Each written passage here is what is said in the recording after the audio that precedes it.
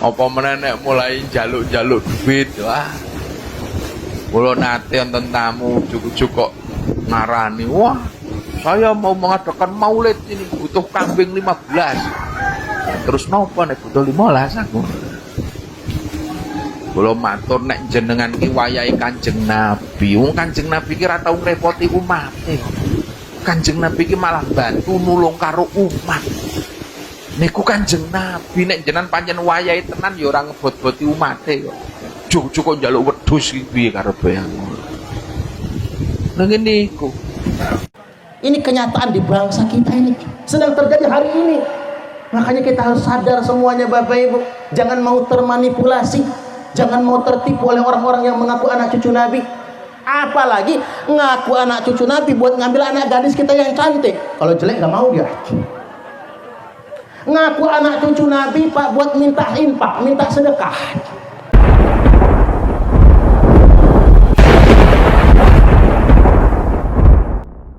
Hadirin Bapak Ibu rahimakumullah.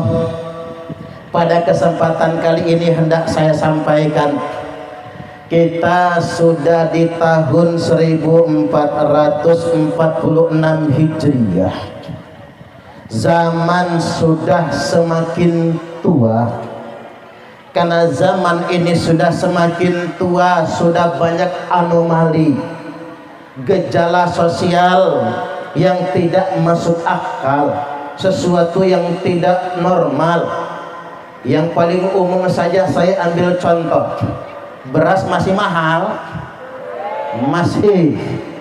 Indonesia ini negara agraris, sawah ada di mana-mana, ladang ada di mana-mana, tapi harga beras di Indonesia lebih mahal daripada Singapura. Singapura itu Bapak Ibu tidak punya sejengkal pun sawah, tapi beras di Singapura lebih murah daripada Indonesia. Ini anomali namanya. Kita di tahun yang sudah semakin tua, di zaman yang sudah semakin tua ini makin banyak anomali kehidupan.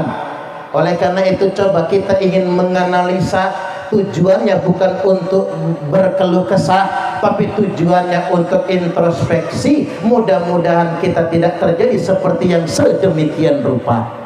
Nah, apa saja yang hendak saya identifikasikan? Halo? Halo? Kata mama apa identifikasi itu? Saya ingin uraikan jenis anomali pertama, banyak orang beragama tapi tidak konsisten. Bahasa orang ngajinya banyak orang beragama tapi tidak istiqomah. Sabda Kanjeng Nabi, la yabqa minal islami illa ismuh. Islam tinggal namanya, ngaku Islam tinggal KTP-nya. Wala minad dini illa rasmuh. Agama tinggal upacara-upacara.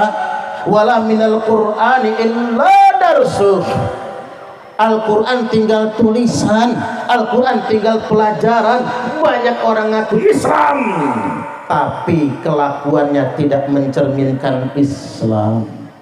Apa yang saya maksud begini Bapak Ibu, di zaman sekarang ini coba kita lihat yang ditangkap KPK itu rata-rata sudah munggah haji semua, gitu kan? Saya keselnya Pak kalau lagi sidang itu pakai peci putih lagi dia itu. Ini masalah Bapak Ibu, ini masalah. Orang terhormat rendah hanya gara-gara dunia. Saya baca caption di media sosial, Ketua KPK jatuh dipecat gara-gara harta. Ketua MK dipecat gara-gara tahta. Ketua KPU dipecat gara-gara wanita. Lengkap sudah, harta, tahta, wanita. Ini masalah. Orang yang sangat terhormat di bangsa kita justru hina gara-gara harta, tahta, wanita. Ini yang disebut orang itu haji tomat. Apa itu haji tomat? Berangkat tobat, pulang kumat. Puasa Ramadannya tamat, maksiatnya lanjut. Bayar zakatnya banyak, korupsinya tambah banyak.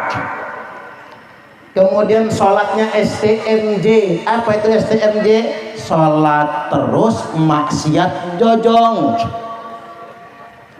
Pengajiannya rajin, ngerumpinya juga tambah rajin. Ini yang di sana. Kalau yang di sini pusatnya. Saya juga heran sama emak-emak ini, Pak. Sia-sia sholatnya, bro, sia-sia puasanya, sia-sia bayar zakatnya. Kalau cangkem nih masih suka ngomongin orang. Kalau kita ingat istrinya Abu Lahab, mengapa istrinya Abu Lahab masuk neraka? Hammalatal hatab. Karena biniknya Abu Lahab tukang bawa kayu bakar. Apa hubungannya? Al-Quran menyebut kayu bakar karena zaman Nabi belum ada kompor. Makanya kayu bakar itu adalah gambaran perempuan yang suka ngerumpi, suka nyinyir, sukanya berfitnah, provokator. Zaman dulu disebut tukang bawa kayu bakar, zaman sekarang disebutnya kompor alias ember. Tukang gosip, tahu gosip? Digosok makin sip. Ibu-ibu ini suka nggak ngerumpi, Bu? Suka sih enggak, cuman hobi. Ada ibu-ibu nanya sama saya, Pak Ustadz, Pak Yai, kulo niki hobi sangat ngerumpi. Saking hobinya kalau seminggu aja nggak ngerumpi demam saya. Kira-kira apa sih obatnya biar berhenti ngerumpi? Gampang, tak kasih tahu jenengan, Bu. Kalau jenengan tipe orang yang sangat hobi ngegosip, kalau nggak ngegosip malah sakit, demam, maka monggo silahkan ngegosip sepuas-puasnya. Tapi jangan ngajak kawan. Ngegosip dewean. Lagi demen nih masuk kamar ngadep cermin, silahkan ngerumpi sepuas-puasnya. Paling anaknya ngintip wis edan mama aku. Ngegosip kok dewean. Jadi boleh ngegosip asal jangan ngajak kawan. Kita balik lagi, kita dihadapkan dengan inkonsistensi. Ini di bangsa kita. Banyak orang ngaku muslim, penampilannya muslim, tapi kelakuan yang mengkhianati agamanya sendiri. Kalau dalam bahasa Arab namanya talafi. Apa itu talafi? Talafi niku talbisul haqqu bil batil. Yang hak sama yang batil campur, talbis. Bahkan talafi itu lebih bahaya lagi, nipu. Tampilannya madu, dalamnya racun. Tampilannya susu, dalamnya khamr. Tampilannya kopi, dalamnya sianida. Tampilannya malaikat, hatinya belis. Bajunya islami tapi tukang provokasi. Jubahnya sunnah tapi tukang nyebar fitnah. Orang Palembang nyebutnya waluyo. Enten Pak Waluyo? Ngapura Pak. Waluyo niku kepanjangannya wajah lugu ati buayo. Ngapura nggih Pak Waluyo? Niku Waluyo Palembang, wajah lugu ati buayo. Makanya hati-hati Bu, bapak-bapak yang lugu angong, lugu ati buaya itu hati-hati. Zaman sekarang zaman kamuflase. Tapi ingat, kalau Waluyo Palembang, Pak Waluyo Jawa bagus, Waluyo Palembang yang tadi itu. Jadi balik lagi Bapak Ibu, kita terkamuflase, tertipu oleh penampilan. Ini anomali pertama yang hendak saya sampaikan. Sekarang anomali yang kedua, di akhir zaman ini, istri merantau ke luar negeri cari rezeki, suami males-malesan di rumah. Ada nggak zaman sekarang? Banyak. Ini jangan tersungging loh, jangan marah sama saya.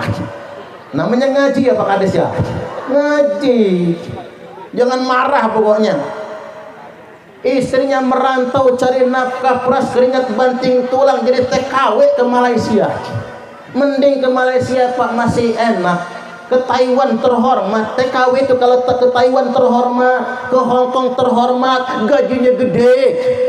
Tapi kalau ke Arab, ganjen orang Arab itu. Walaupun gak semua, gak bisa lihat orang Indonesia. Sedangkan suaminya malas-malasan di rumah, malah cewekan gaweknya itu. Ini masalah di kita Bapak Ibu. Makanya begini, Nabi mengingatkan arba'un min sa'adatil mar'i. Ada 4 indikator orang bahagia di dunia ini. Yang pertama, 1, antakuna zaujatuhu sholihatan. Istrinya mesti menjadi istri solehah. Bu, jenengan solehah? Solehah? Jawabnya insya Allah Pak. Ibu-ibu ini ragu dengan dirinya sendiri. Insya Allahnya kanjeng Nabi tepat, insya Allahnya para kiai tepat, insya Allahnya mama-mama ini nggak bisa dipercaya. Mudah-mudahan jenengan istri solehah, Allahumma amin. Kemudian yang berikutnya, wa auladuhu abrara, punya anak-anak yang berbakti kepada orang tua. Kemudian yang ketiga, wa khulatuhu sholihin, punya tonggo-tonggo, kawan-kawan, teman-teman yang soleh-soleh. Wa ayyakuna rizquhu fi baladih, dan yang keempat, mengais rezeki, dapat rezekinya di kampung sendiri. Yang namanya nyari rezeki kalau di kampung orang tetap menyakitkan, gitu nggih. Masih mending kalau di kampung tonggone. Kalau keluar negeri pan jauh. Makanya saya ingin ingatkan kepada masyarakat Kalirejo, Lampung Tengah, dan semua masyarakat Lampung, bahkan bangsa Indonesia, syukuri apa yang ada di kampung kita sendiri, gak usah merantau jauh-jauh. Cocok atau cocok? Halo, dengerin mama-mama nih, nganti ngamuk-ngamuk minta pegat sama lakinya, gara-gara ngotot pengen betul keluar negeri. Pokoknya Pak, nek sampai nggak mengizinkan saya pegat kita Pak. Terpaksa suami mengizinkan Pak. Setelah saya identifikasi Bapak Ibu, mengapa kita ngotot betul keluar negeri?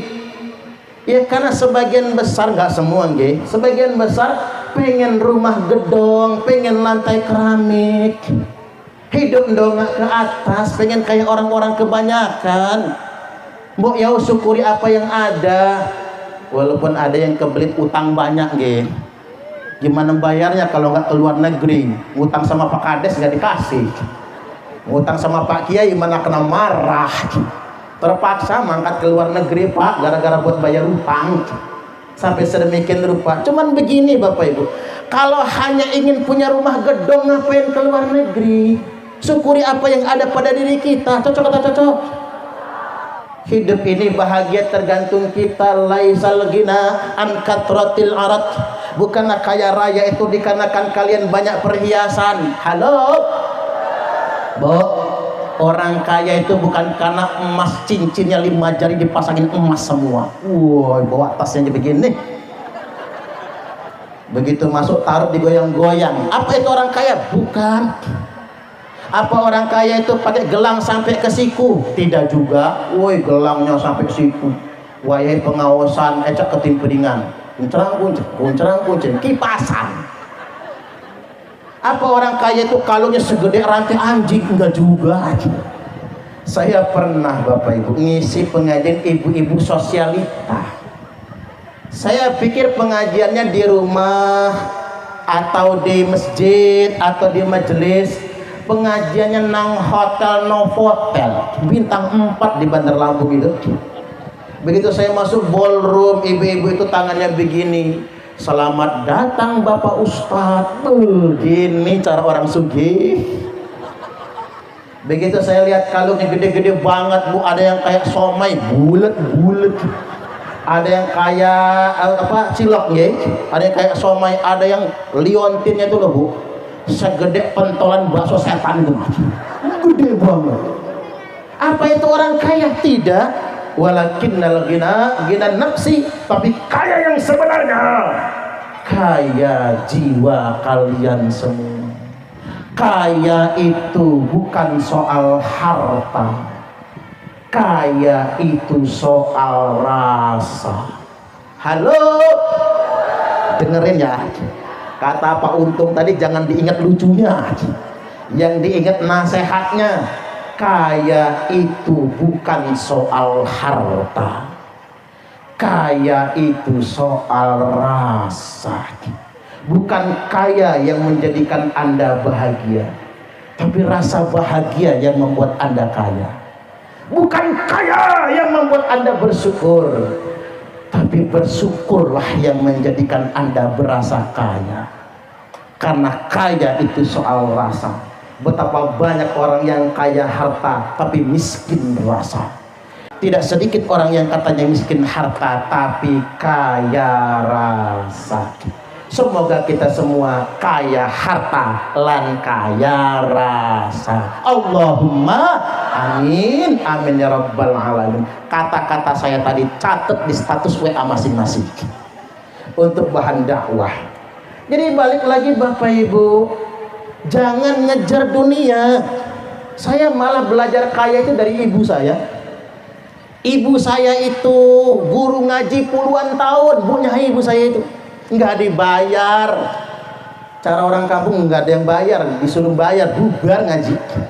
Nggak ada yang bayar, banyak cuma dipijiti emak saya itu. Makanya anaknya jadi kayak gini. Mengapa anaknya jadi kayak gini? Barokah ibu saya. Bu Nyai ngajar ngaji puluhan tahun tidak digaji, nggak ada bayaran Bapak Ibu.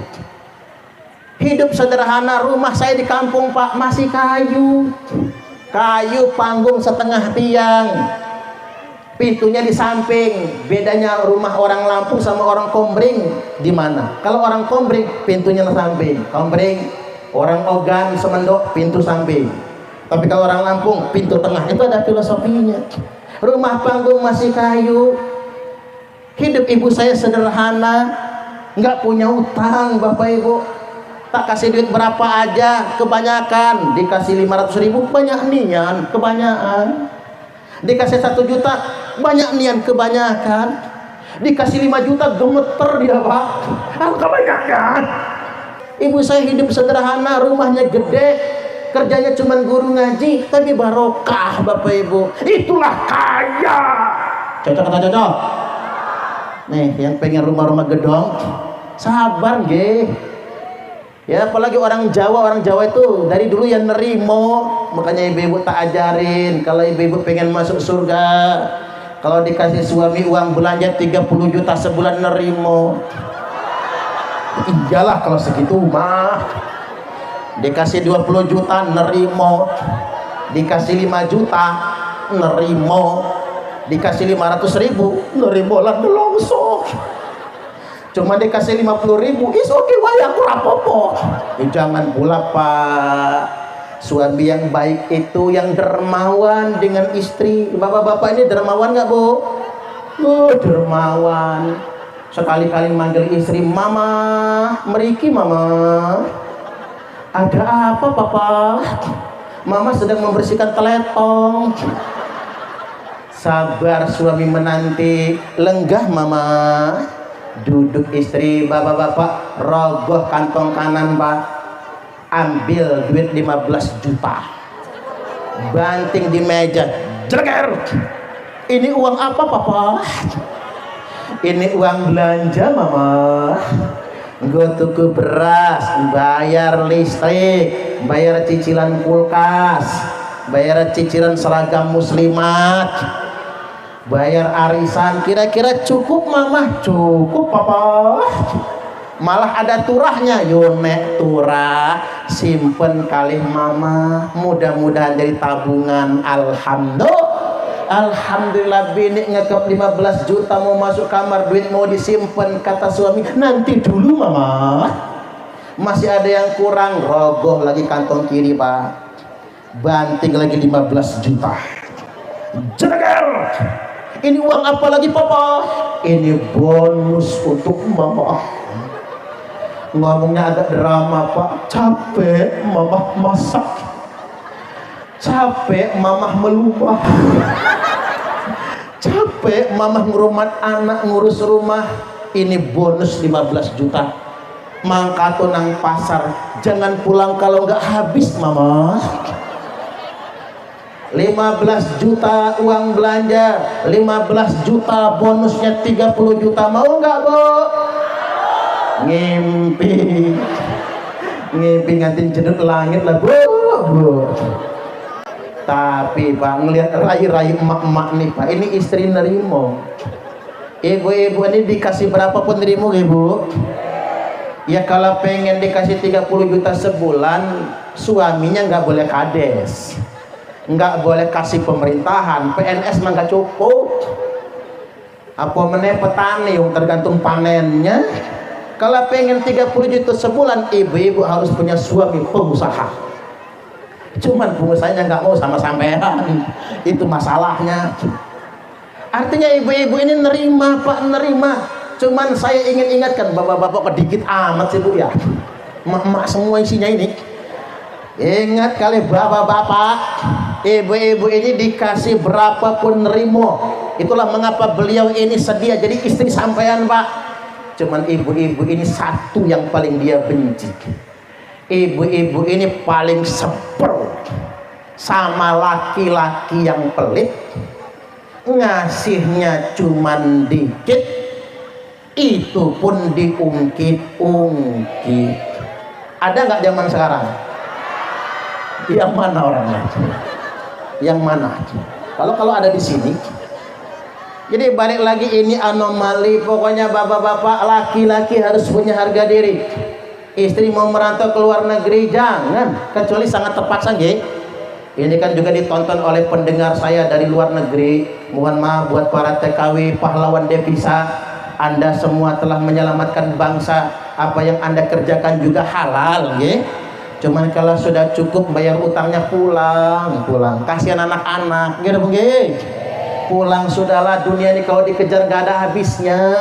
Yang penting kita cukup bersyukur kepada Allah Subhanahu wa taala. Kita doakan para TKI TKW kita di luar negeri, beliau semua Allah berikan kekayaan dan kesehatan serta keselamatan. Allahumma amin. Amin ya rabbal alamin.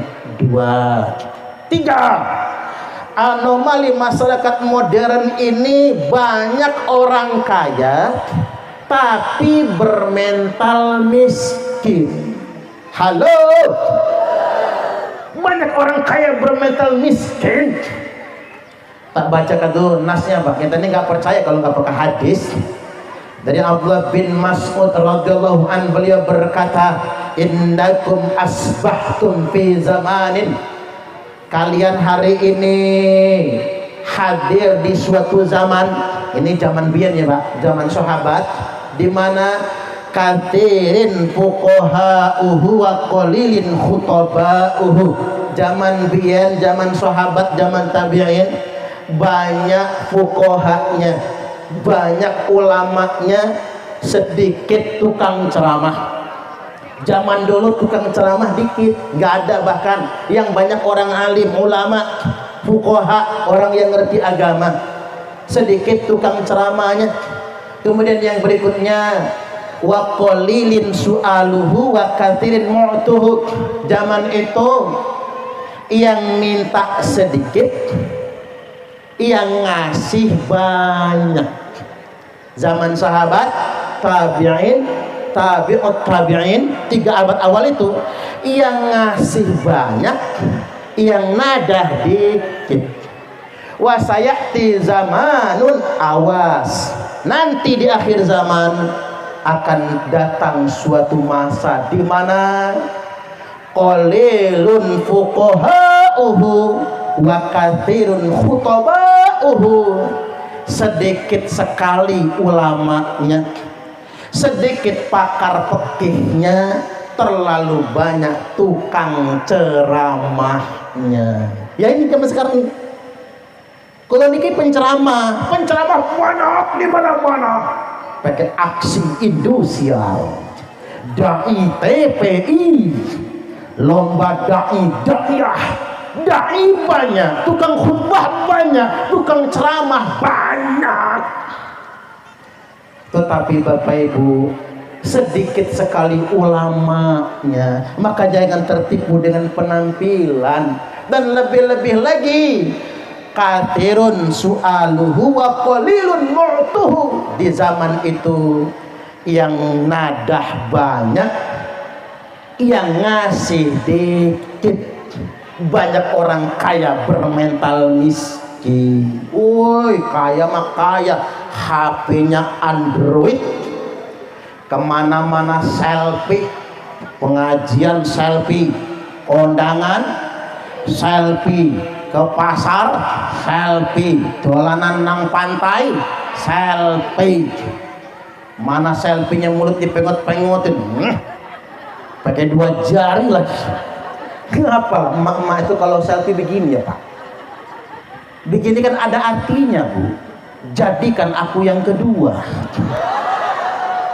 Pantesan bapak-bapak kawin lagi. Emak-emak multi pengot-pengotin. Kemana-mana selfie, gak lagunya kayak sosialita, tapi dibilang melarat marah. Tapi gak dapet bansos tambah ngamuk. Yang disalahin siapa? Ketua RT. Mana ketua RT? Ngacu dulu. Pening jadi ketua RT itu, pening, gaji gak seberapa, malah nunggak lagi gajian RT itu.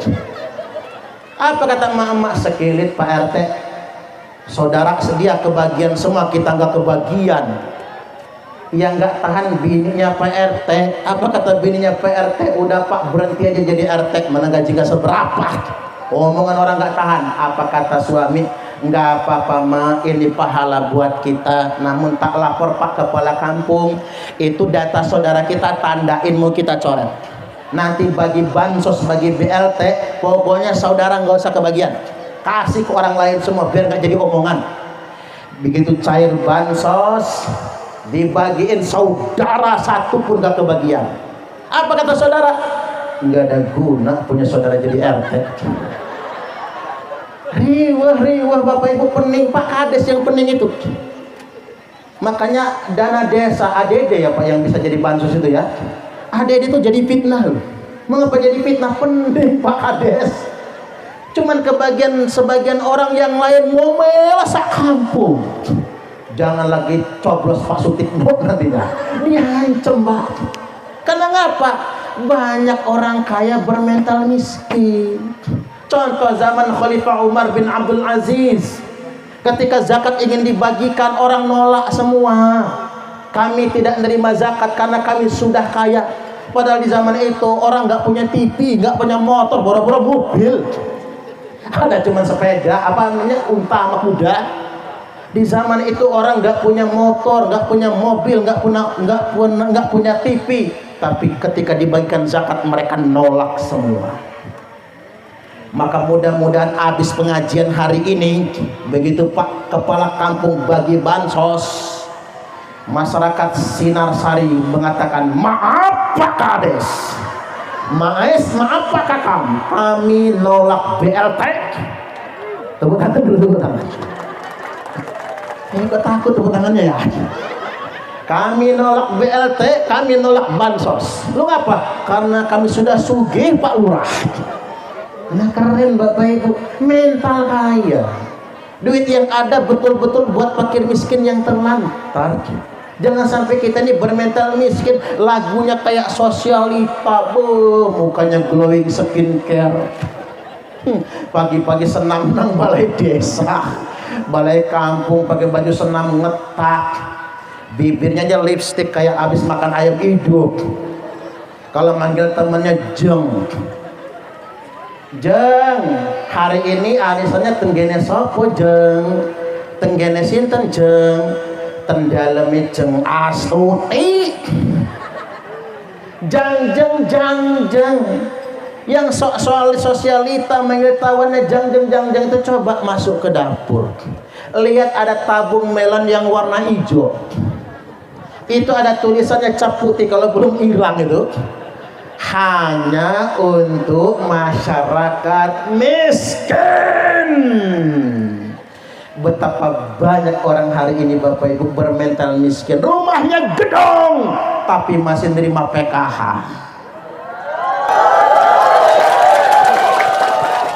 Ini saya bukan nyindir, belak-belakan nih.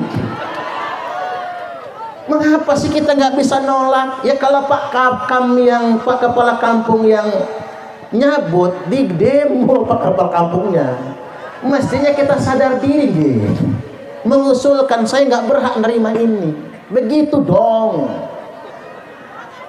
Cocok atau cocok? Saya ingin tahadus bin nikmah kali jenengan Bapak Ibu. Ceritanya begini, saya ini gagal berangkat umroh dulu, hanya gara-gara satu syarat nggak cukup, surat keterangan tidak mampu. Saya nolak. Lo nggak apa-apa Ustaz? Saya takut permanen nggak mampu ya saya. Mau boy. Gara-gara satu surat itu. Alhamdulillah Pak, 2009 saya nolak umroh gara-gara nggak mau pakai surat keterangan tidak mampu. 2012 saya dilunasi mangkat haji. Alhamdulillah Bapak Ibu. Enggak urung kita dapat rezeki dari Allah, enggak urung. Karena rezeki kan bukan dari penguasa, bukan dari pejabat, bukan dari pemerintah. Rezeki dari Gusti Allah. Yuk kita bermental kaya. Kalau bukan hak kita jangan diambil. Tangan di atas lebih baik daripada tangan di bawah. Ingat ini zaman sulit, beras mahal. Oke, yang punya ladang, yang punya sawah Pak. Bagaimana dengan yang tidak punya sawah?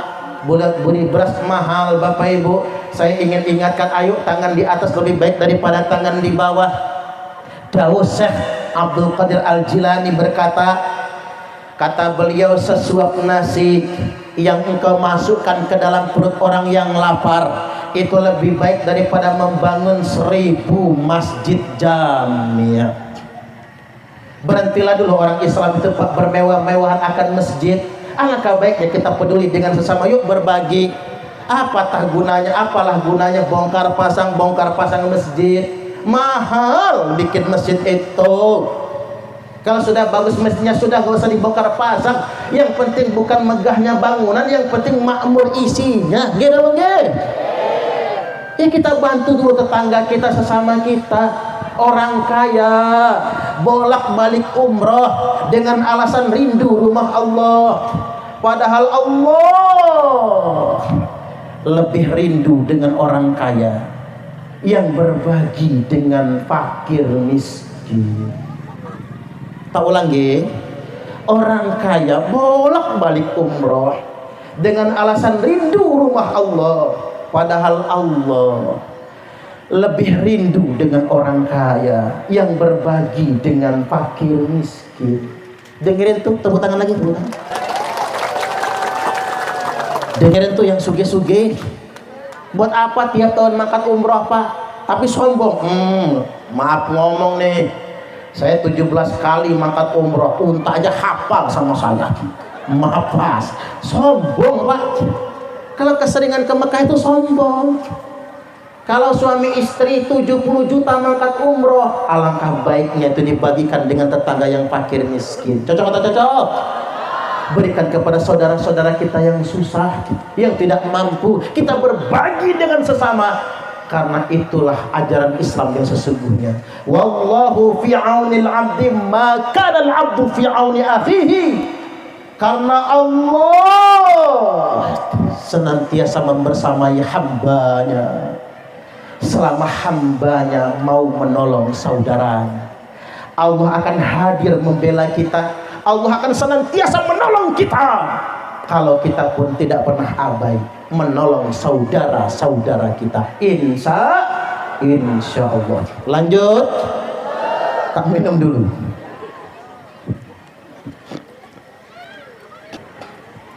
Yang berikutnya, anomali di zaman modern ini Bapak Ibu, orang hanya membangun masjid untuk kemegahan dan Al-Quran hanya untuk jadi perlombaan.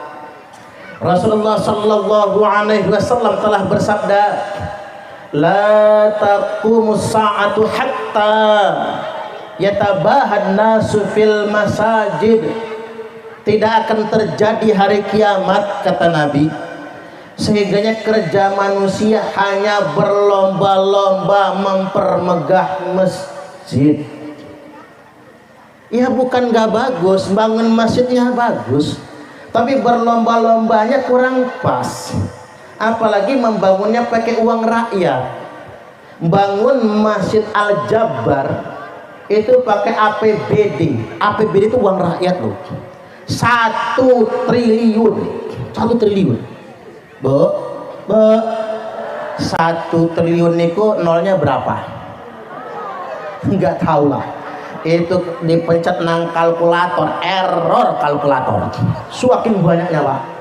1 triliun itu Bu, kalau dibelikan sebelah semua, tenggelam Pak Lampung Tengah nih sama lautan sebelah. Saking banyaknya 1 triliun itu. Itu hanya untuk 1 masjid. Sedangkan di Jawa Barat itu masih banyak orang yang nggak kebeli beras, masih banyak yang nggak kebeli sepatu. Hari ini peresmian Masjid Al-Jabar 1 triliun. Hari itu anak SD patungan untuk membelikan sepatu buat kawannya yang nggak kebeli sepatu. Masih banyak yang ijazahnya ditahan gara-gara nggak lunas SPP. Masih ada nggak? Ini katanya negara merdeka, katanya kita negara kaya. Korupsi timah saja 270 triliun. Kalau dibagiin buat 270 juta rakyat Indonesia Bapak Ibu, 1 orang dapat 1 juta. Yang anaknya 10, suami istri 2, berarti 12 juta itu dapatnya. Seandainya nggak dikorupsi Pak. Ini balik lagi Bapak Ibu, jangan hanya kemegahan masjid. Kalau masjid udah banyak, masjid terbanyak sedunia internasional itu Indonesia, 800.000 masjid, belum musola. Yang terbanyak nomor 1 Jawa Barat, 80.000 masjid lebih. Nomor 2 Jawa Tengah, 50.000 masjid lebih. Nomor 3 Jawa Timur, 48.000 masjid lebih. Nomor 4 Sulawesi Selatan, 14.000 masjid lebih. Nomor 5 Lampung, 12.000 masjid lebih. Saking banyaknya masjid. Tapi ingat, orang hanya berlomba-lomba mempermewahnya, tapi lupa kepedulian dengan sesama. Dan yang kedua, Al-Quran cuman jadi kebanggaan, hanya jadi perlombaan. Boleh Pak, ngasah santri kita MTQ boleh, bagus. Tapi ingat, jangan hanya berhenti pada perlombaan. Apalagi ngapura nggih, MTQ itu menghabiskan dana triliunan Bapak Ibu. Mulai dari STQ seleksi tilawatil Quran, nanti MTQ-nya kecamatan, kabupaten, provinsi, tingkat nasional. Terlalu banyak uang dihabiskan. Itu uang rakyat semua itu Pak. Makanya pada kesempatan kali ini saya himbau kepada penguasa, jangan hanya mempermewah masjid dan jangan hanya memperlombakan Al-Quran. Yang terpenting bagi kita semua adalah mengamalkan Al-Quran. Insya Allah. Dan yang terakhir, anomali di akhir zaman ini, agama dimanfaatkan untuk memanipulasi orang awam. Agama jadi alat bisnis, agama buat dol-dolan, agama buat dagangan, agama alat marketing. Orang pinter agama bukan yang ngamal, tapi malah memanipulasi orang awam. Hati-hati Bapak Ibu ya, biar bahasanya nggak ketinggian, tak contohkan G. Contohnya begini, ada santri berak di kali. Pernah berak di kali? Pernah lah, apalagi saya. Orang Kombreng itu rumahnya pinggir kali. Jadi kalau mandi di kali, berak di kali. Pengalaman berak di kali kalau subuh duluan. Pikir kita di kalinya udah paling atas. Begitu nongkrong ternyata pas di depan kita udah ada yang nongkrong duluan. Makanya saya ditanya fikih, Pak Ustadz, apa hukumnya wudhu di kali yang dipakai mandi, dipakai nyuci, dipakai berak? Sah atau tidak wudhunya? Jawaban fikihnya sah, karena kali itu adalah air mutlak. Wudhunya sah, tapi jangan pas kuning-kuning. Kalau pas ada yang kuning-kuning, anyutin dulu yang kuning-kuning, baru kemudian wudhu habis itu. Jadi Bapak Ibu ceritanya ada santri berak di kali, lagi berak di kali disundul ikan jeduk kecebur dalam kali. Si santri kuasal pulang dia ke rumah, ngambil jalak, ngambil jaring, pokoknya ikannya harus ditangkap. Ngubek-ngubek dia di kali, nggak gede, kalinya masih kecil, dapat segini, segede paha. Si santri kaget, masya Allah, pantasan aku disundul nganti kecebur. Ternyata iwae segede paha pupu ini bu. Untung nggak salah nyundul dia, kalau salah habis dia. Nah ikan segede paha dibawa pulang ke rumah, cuman sampai di rumah si santri bingung, niki iwae halal nopo haram. Daripada bingung tanya sama ustadz. Datanglah dia ke Pak Ustadz. Pak Ustadz, guru ngaji kula pada tanglet. Tanya apaan? Saya tadi berak di kali, lagi nongkrong disundul ikan jeduk kecebur dalam kali. Ikannya tak tangkap, tapi aku bingung niki iwae halal nopo haram. Kata ustadznya, nanti dulu kita buka kitab dulu. Buka kitab. Begini kata si ustadz, tertulis dalam kitab, rajulun kesundulun iwaun. Kata santrinya, kok kayaknya kenal kalimatnya itu. Dengerin aja kata ustadznya. Kalau ada laki-laki kesundul iwak, maka iwae haram, tidak boleh dimakan. Oh ngoten toh kata dia. Ya sudahlah, kalau begitu iwaknya kita pulangin ke sungai, mumpung masih hidup. Iwak gabus bu, tahan lama. Kata ustadznya, nanti dulu, kitabnya belum selesai dibaca. Yang berikutnya kata beliau, wa in ustadzun setugelun. Tapi nek ustadznya kebagian setugel, halal dia. Kata si santri, ngomong Pak Ustadz kalau pengen paruhan. Kata ustadznya, nanti dulu, wa in ustadzun kabehun. Oh ternyata pengen semua si ustadz ini pak. Ngapura nggih, walaupun kiai saya dulu nyeritain sama kami begini pak, tujuannya kayak guyon, tapi ini kenyataan ternyata pak. Ngeramati omongan kiai-kiai kita dulu pak, bener ternyata. Zaman sekarang banyak orang atas nama agama buat nipu orang awam. Makanya jenengan jangan sampai tertipu. Nah, saya tak masuk ke dalil. Orang Indonesia ini tukang ngeyel pak, nggak percaya kalau nggak ada dalil. Rasulullah sallallahu alaihi wasallam telah bersabda, dzakaran Nabi sallallahu alaihi wasallam fitnatal ahlas wa fitnatas sarra. Nabi mengingatkan kepada umatnya dua fitnah yang akan dialami umatnya sepeninggal beliau. Yang pertama, fitnatul ahlas, fitnah ahlas. Wa ma fitnatul ahlas ya Rasulullah? Apa itu fitnah ahlas ya Rasulullah? Hiya fitnatu harabin wa harab. Fitnah ahlas adalah fitnah penjajahan, peperangan, pelarian, di mana umatku nanti akan diperangi, umatku akan dijajah, umatku akan menjadi pengungsi, umatku akan diperbudak oleh bangsa yang menjajahnya. Terbukti Arab dijajah, Afrika dijajah, Asia dijajah, tekan Indonesia dijajah. Indonesia dijajah 3 abad setengah lamanya oleh Belanda, nambah lagi oleh Jepang.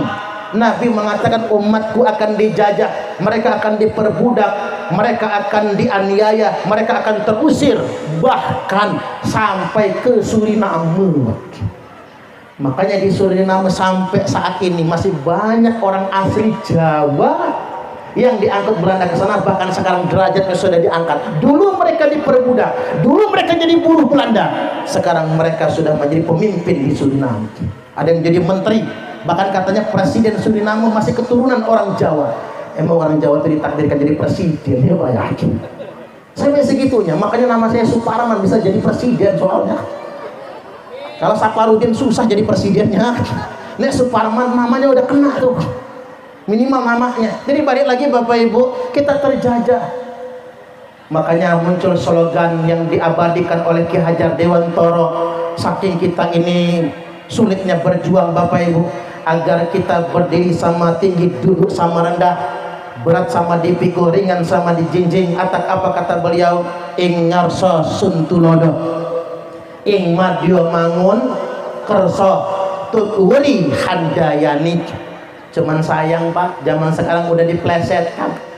Ing ngarsa numpuk bondo, ing madya mangan koncok, tuturing golek rai. Hilang pertemanan, hilang persaudaraan. Fitnah yang pertama umat sepeninggalku kata Nabi adalah terjajah. Tapi ingat fitnah kedua, thumma fitnatu sarra. Lalu muncul fitnah di zaman kemerdekaan. Setelah penjajah mereka usir, Belanda mereka usir, Jepang mereka pulangkan, umatku akan diuji dengan fitnah sarra. Dakhaluha min tahti qodama rajulin min ahli baiti. Di mana fitnah di zaman kemerdekaan itu akan keluar dari bawah dua telapak kaki laki-laki yang ngaku-ngaku ahlul bait, ngaku-ngaku cucungku. Halo, halo. Ini agak serius nih ngajinya, agak serius. Ternyata apa yang dikatakan Nabi itu kenyataan. Dawuhnya wali zaman di kenyataan Bapak Ibu. Apatah lagi ini dawuh sabda Kanjeng Nabi. Nanti di zaman kemerdekaan, saat negara sedang membangun, saat umatku sedang membangun, kata Nabi, awas, muncul orang-orang yang akan mengatakan dalam darah aneh mengalir darah Rasulullah. Orang-orang yang akan ngaku-ngaku anak cucu Nabi, yaz'umu annahu minni walaysa minni. Dia ngaku-ngaku anak putuku kata Nabi, padahal dia bukan anak putuku. Dan sudah terjadi di Indonesia Raya tercinta, ada segerombolan orang yang ngaku-ngaku anak cucu Nabi. Ini kenyataan, ini dawuh Kanjeng Nabi, ini sabda Kanjeng Nabi, hadisnya sahih, bukan maudhu, bukan dhaif. Dia ngaku-ngaku anak cucuku, napu-napu dadanya. Tujuannya buat apa? Memanipulasi orang awam. Makanya jenengan Pak, berhubung beliau itu anak cucu Nabi, dicucuk-cucuk, tangannya dicucuk, sampai kakinya dicucuk, kalau bisa pantatnya jadi cium itu. Ngapa? Tabarukan ngalap berkah putunya Kanjeng Nabi. Ini kenyataan loh Pak. Ini kenyataan di bangsa kita ini, sedang terjadi hari ini. Makanya kita harus sadar semuanya Bapak Ibu, jangan mau termanipulasi, jangan mau tertipu oleh orang-orang yang mengaku anak cucu Nabi. Apalagi ngaku anak cucu Nabi buat ngambil anak gadis kita yang cantik, kalau jelek nggak mau dia. Ngaku anak cucu Nabi Pak buat minta infak, minta sedekah. Kamu kalau nggak mau ngasih kualat, berhubung saya putunya Kanjeng Nabi, jaluk duit 100 juta. Kalau nggak kualat, yang sugih-sugih didatengin, kepala kampung dipalak. Makanya Pak kepala kampung mending ngundang saya kalau besi desa. Terus kamu, kalau ngundang cucu Nabi mahal tahu Pak, mahal. Kalau ngundang saya nggak mahal nggak. Tapi jangan nggak disangoni Pak, jauh Bandar Lampung itu. Ya mahal, ngundang anak cucu Nabi itu mahal. Kemudian yang kaya didatengin minta duit, alasannya Pak, saya anak cucu Nabi, minta duit sekian. Itu kan anomali Pak. Mengapa saya katakan anomali? Pak cerita kalian jenengan, biar jenengan paham sama ini semua. Begini, Imam Ali karramallahu wajhah dan Siti Fatimah pernah nazar karena Hasan Husain sakit, tambah hari tambah parah, tambah hari tambah parah. Maka kata Ali, Fatimah, kita nazar aja yuk, biar Hasan Husain cepat sembuh. Itulah mengapa Bapak Ibu hukum bernazar itu boleh, tapi bayarnya wajib. Sama kayak berhutang. Berhutang itu hukumnya mubah, ngutangi hukumnya sunnah, membayar hutang hukumnya wajib. Jangan dibalik, ngutangnya wajib campur maksa, membayarnya haram. Begitu ditagih nggak golok dia, lebih galak daripada yang diutangin. Itu salah itu. Jadi nadarnya puasa 3 hari. Begitu ikrar nadar, Hasan Husain sembuh, maka besoknya harus puasa karena ahlul bait Nabi nggak pernah menunda kalau bayar hutang. Jadi tak dengar kali jenengan kalau ada yang ngaku anak cucu Nabi ngutang duit sampean terus nggak bayar, sampean jenengan tagih, cucu Nabi kan sampean kan ngutang 100 juta sama saya, bayar utang. Apa kata dia? Utang aneh sama ente, nanti kakek aneh yang bayar di akhirat. Pret. Apaan itu Pak? Utang aneh sama ente, kakek aneh yang bayar di akhirat nanti. Apaan itu? Yang namanya ahlul bait Nabi nggak boleh nunda bayar hutang, harus dibayar. Itulah Imam Ali ahlul bait, Fatimah ahlul bait, Hasan Husain ahlul bait. Puasa Bapak Ibu, nggak sahur karena nggak ada yang dimakan, cuma minum air. Imam Ali kerja sama orang Yahudi, minta wol. Makanya orang Islam boleh tonggoan sama orang Kristen, orang Hindu Buddha boleh. Kerja sama orang agama lain boleh, agama lain kerja sama kita jadi karyawan kita boleh. Jadi karyawan kita agamanya Kristen boleh, kita orang Islam kerja sama bos orang Kristen boleh. Imam Ali minta wol, dapat upah cukup buat 3 hari. Sore bikin roti buat berbuka, datang orang miskin udah lapar 3 hari gak makan, ketok pintu Imam Ali. Kata Ali sama Fatimah, jatah berbuka kita kasih sama orang yang lapar ini, kasihin. Akhirnya cuman minum bukanya. Besok bikin roti lagi, begitu mau maghrib ketok pintu lagi, datang anak yatim kelaparan, kasih ke anak yatim. Di hari yang ketiga kata Imam Ali, 2 hari kita nggak makan, nggak apa-apa tetap puasa, mudah-mudahan hari ketiga kita bisa makan. Begitu berbuka mau maghrib ketok pintu, ada tawanan baru keluar dari penjara, mau pulang kampung nggak ada modal, kasih semua.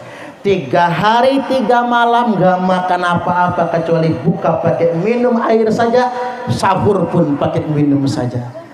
Besoknya Imam Ali ngajak Hasan Husain dan Fatimah, yuk ke tempat Rasulullah, nak ke tempat kakekmu, mungkin mudah-mudahan ada makanan di sana.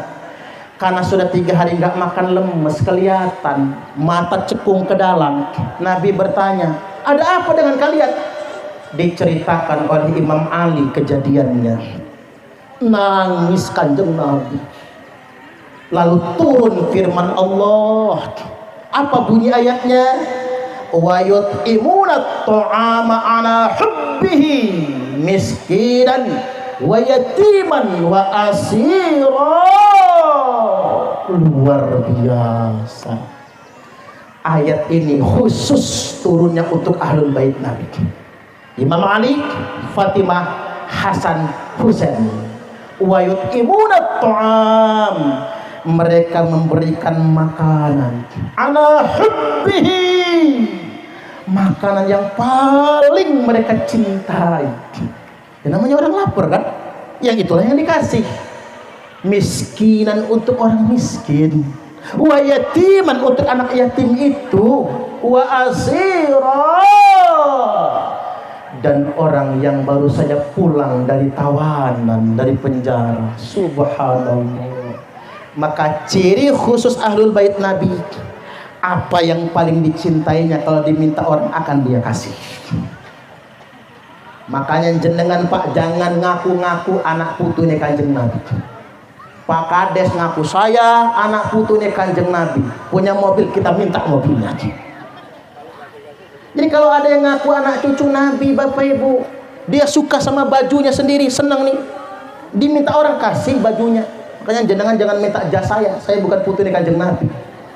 Saya ini putune cucunya Rasulullah Adam alaihi salam.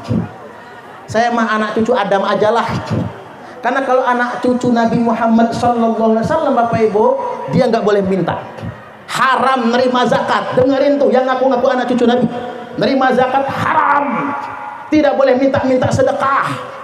Tapi kalau dia punya yang dia cintai, kasihkan. Motor, kasihkan kalau diminta orang. Mobil, kasihkan kalau diminta orang. Baju, kasihkan kalau diminta orang. Itu baru anak putune Kanjeng Nabi. Kalau ada yang ngaku-ngaku anak putune Kanjeng Nabi, kita ngontrak-kontrakan dibayarin, kita punya utang-utang kita dilunasin, mau nikah nggak punya modal, dimodalin. Anak kita bayar sekolah nggak ada duitnya, dibayarin. Walaupun belum terbukti anak putunya Kanjeng Nabi, anggap aja cucu Nabi lah. Karena mengapa? Mensifati sifat ahlul bait. Kesimpulannya Bapak Ibu, jangan mau termanipulasi orang-orang yang mengatasnamakan agama tapi untuk mengeksploitasi umat. Saya juga menyarankan buat diri saya juga ya Pak, buat diri saya, para kiai juga, para mubalik. Kadang-kadang kiai-kiai itu sekaya Pak, tapi masih ada sama jamaah tuh begini. Ini nyemes diri sendiri loh Pak. Ini terakhir terakhir. Begini Bapak Ibu, saya ini ditegur orang. Yang negor saya itu kayak Mbah Rasul ini lah orangnya. Bukan kiai, bukan ustaz, tapi ahli tirakat. Apa kata dia? Ustaz, apa Mbah kata saya? Dakwah sebenarnya bukan di mimbar. Dakwah sebenarnya bukan di panggung-panggung ceramah. Tapi dakwah yang sebenarnya ada di tengah-tengah masyarakat yang lemah. Wih, rodok saya Pak, rodok saya. Luar biasa. Iya juga ya Pak. Dakwah itu kalau di mimbar, di panggung kayak gini udah jelas pasti disangoni. Percayalah sama saya. Saya percaya sama panitia pokoknya. Udah pasti disangoni. Jangankan yang diundang sengaja begini Pak, buat asal acara bersih kampung. Nang Bandar Lampung cuman khutbah Jum'ah Pak. Khutbah Jum'ah 500.000. Sebulan 4 kali Jumat khutbah 2 juta, kalah gaji honorer. Khutbah loh Pak. Zaman Nabi nggak pernah khutbah di Sangoni, nggak ada. Artinya Bapak Ibu, dakwah itu kalau dianggap cuman di mimbar-mimbar Jumat, di panggung-panggung ceramah, sudah diganti dengan sang dakwah yang sebenarnya ada di tengah-tengah masyarakat yang lemah. Yuk kita peduli dengan sesama, mari kita membantu sesama. Demikian dari saya, kurang lebihnya mohon maaf, dan kepada Allah Ta'ala mohon ampun. Kalau ada sumur di ladang, bolehlah kita menumpang mandi. Kalau ceramahnya masih kurang, silahkan ngundang lagi. Tepuk tangan lagi Bapak. Ila hadratin nabiyil